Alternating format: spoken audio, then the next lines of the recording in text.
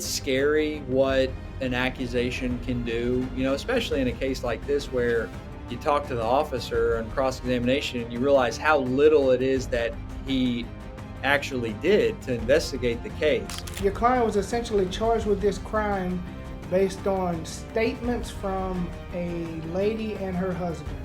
And that is enough. That is enough for the prosecution to indict somebody and take them to trial and send them to prison. What would you say is one thing that people typically misunderstand about what you do?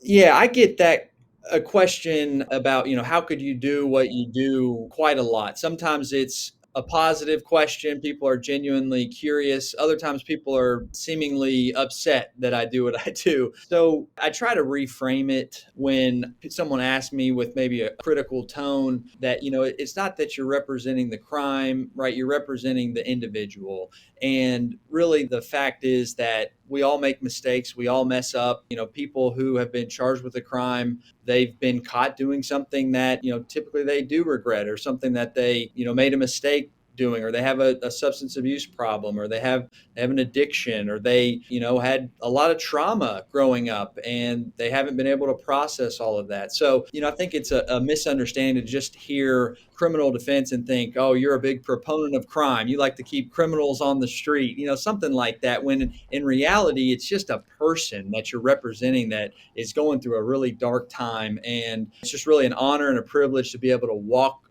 with them through that dark time and try to use what I know to help them.